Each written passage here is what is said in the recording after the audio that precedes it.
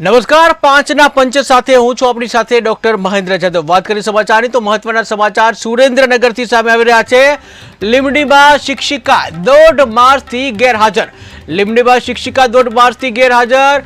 અનિયમિતતાના પાઠ શીખવતા ગુરુ જ બેદરકાર કે જ્યાં ગુરુ નિયમિતતાના પાઠ શીખવતા હોય છે ત્યારે ખુદ ગુરુ જ બેદરકાર કે જ્યાં કટારિયા પ્રાથમિક શાળાના શિક્ષિકાની ગુલ્લી। ધોરણ 3 થી 5ના ગણિત વિષયના શિક્ષિકા ગેરહાજર ત્યારે સ્કૂલના 94 વિદ્યાર્થીઓના અભ્યાસ પર અસર થઈ છે। જ્યાં ડીપીઓને લેખિત રજૂઆત છતાં હાજર નહીં કે જ્યાં વિદ્યાર્થીઓ અને વાલીઓમાં ભારે રોષ જોવા મળી રહ્યો છે।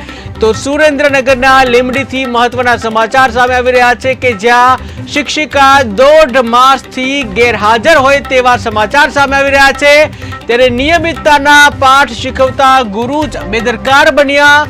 કટારિયા પ્રાથમિક શાળાના શિક્ષિકાની ગુલ્લી કે જ્યાં ધોરણ 3 થી 5ના ગણિત વિષયના શિક્ષિકા ગેરહાજર કે જ્યાં શિક્ષિકા ગણિત વિષય ભણાવે છે પરંતુ તેઓ ખુદ જ ગેરહાજર કે જ્યાં ધોરણ 3 થી 5ના જે શિક્ષિકા છે આર્યાએ ત્યારે સ્કૂલના 94 વિદ્યાર્થીઓના અભ્યાસ ઉપર અસર થઈ છે। જ્યાં ડીપીઓને લેખિત રજૂઆત કરવામાં આવી છે છતાં પણ હાજરી નહીં ત્યારે વિદ્યાર્થીઓ અને વાલીઓમાં ભારે રોષ જોવા મળ્યો।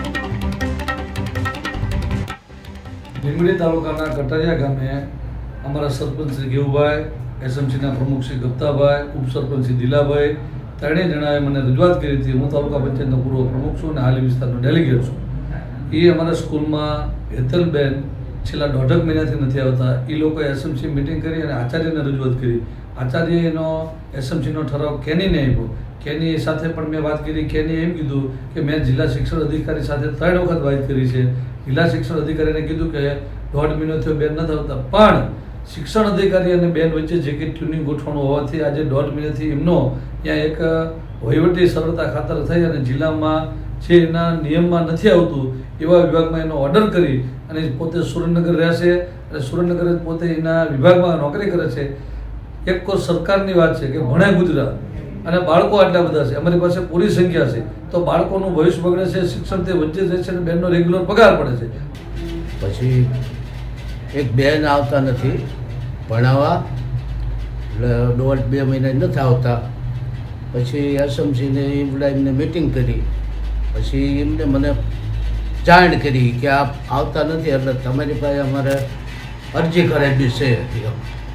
એટલે એમને મળે પછી અંબાજીથી મહત્વના સમાચાર સામે આવી રહ્યા છે જ્યાં યાત્રાધામ અંબાજીમાં ભાદરવી મેળાનો પ્રારંભ થયો છે। યાત્રાધામ અંબાજીમાં ભાદરવી મેળાનો પ્રારંભ કે જ્યાં કલેક્ટરે ભાદરવી મેળાનો પ્રારંભ કરાવ્યો છે ત્યારે આગામી 7 દિવસ સુધી ચાલશે મહામેળો, જ્યાં માતાજીનો રથ ખેંચીને મહામેળાનો પ્રારંભ કરાયો છે। ત્યારે શાસ્ત્રોક્ત વિધિ પ્રમાણે મેળો ખુલ્લો મુકાયો, જ્યાં અંબાજીના માર્ગો ઉપર ઉમટ્યા માઈ ભક્તો કે જ્યાં ગુજરાતનો સૌથી મોટો મેળો જે કહી શકાય અંબાજીના ભાદરવી મેળાનો પ્રારંભ થયો છે આજથી। ત્યારે કલેક્ટરે ભાદરવી મેળાનો પ્રારંભ કરાવ્યો છે। આગામી 7 દિવસ સુધી આ મહામેળો ચાલશે, જ્યાં માતાજીનો રથ ખેંચીને મહામેળાનો પ્રારંભ કરાયો છે। ત્યારે શાસ્ત્રોક્ત વિધિ પ્રમાણે મેળો ખુલ્લો મૂકવામાં આવ્યો, જ્યાં અંબાજીના માર્ગો પર માઈ ભક્તો ઉમટી પડ્યા।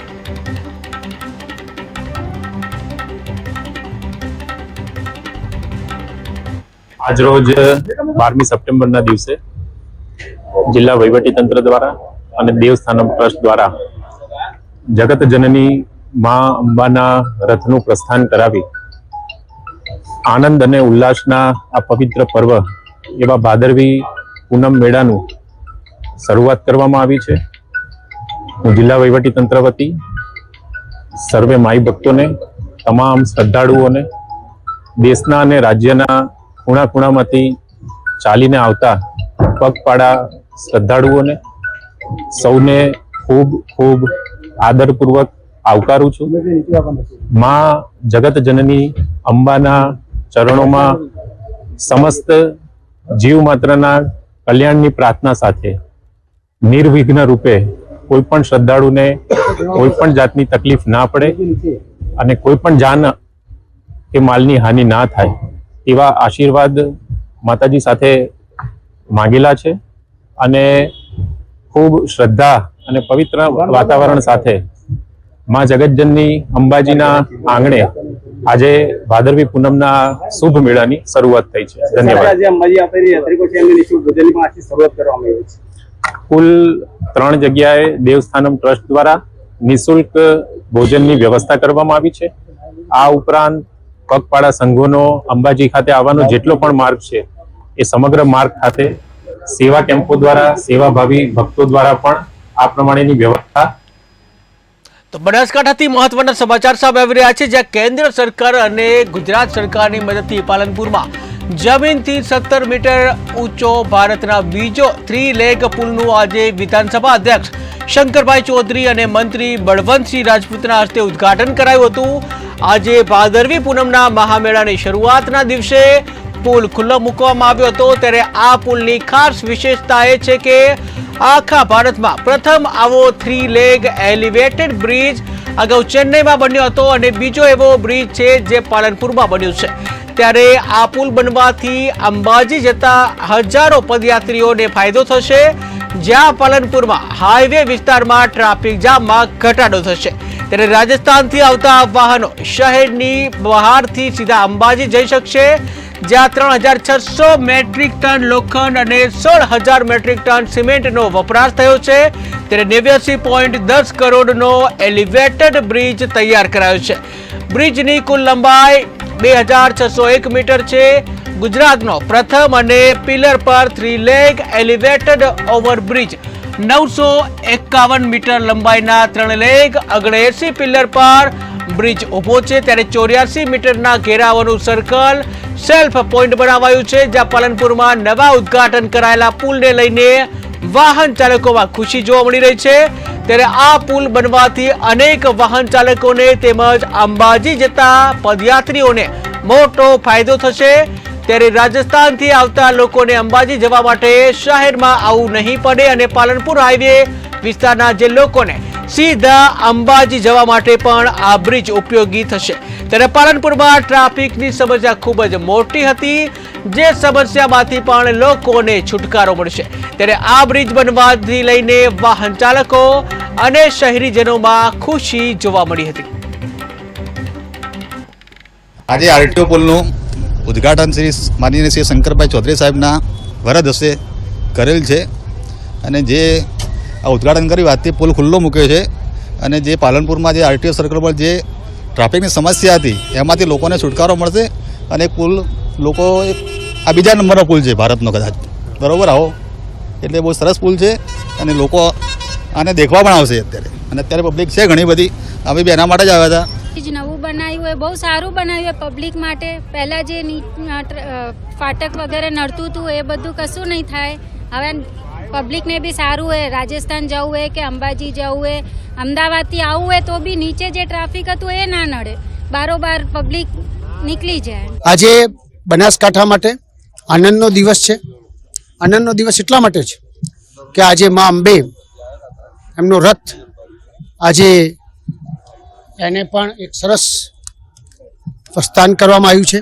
એની સાથે સાથે આ 2.2 મીટરનો ભવ્ય પુલ અહીં આગળ રેલવે 20થી 22 ફેર દર અડધા કલાકે બંધ થતી હતી, એના કારણે ટ્રાફિક જામ થતો હતો.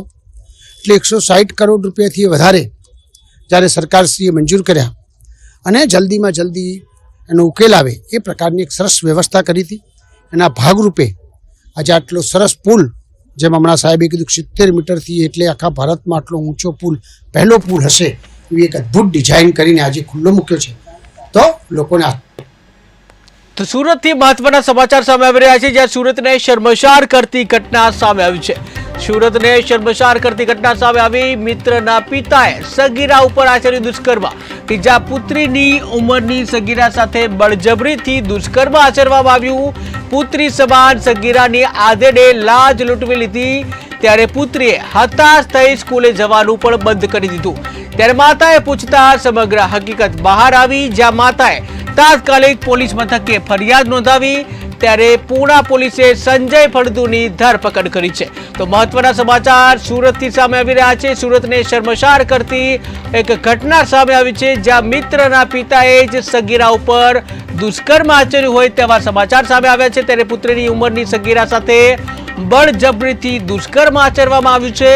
પુત્રી સમાન સગીરાને આધેડે લાજ લૂંટી લીધી, જ્યાં પુત્રીએ હતાશ થઈ સ્કૂલે જવાનું બંધ કરી દીધું હતું. ત્યારે માતાએ પૂછતા સમગ્ર હકીકત બહાર આવી, જ્યાં માતાએ તાત્કાલિક પોલીસ મથકે ફરિયાદ નોંધાવી. ત્યારે પૂણા પોલીસે સંજય ફળદુની ધરપકડ કરી.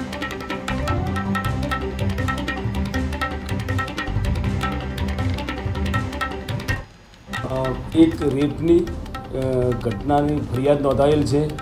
આ ઘટનાની હકીકત જોતાં 2.5 વર્ષ પહેલાં આ કામના ફરિયાદીની દીકરી, જે માઇનોર ઉંમરની છે અને શાળામાં અભ્યાસ કરે છે, તેની સાથે એમના પાડોશમાં રહેતા એક પુખ્ત ઉંમરના વ્યક્તિએ અવારનવાર તેની ઉપર મરજી વિરુદ્ધ રેપ કરવા અંગેની ફરિયાદ નોંધાયેલ છે.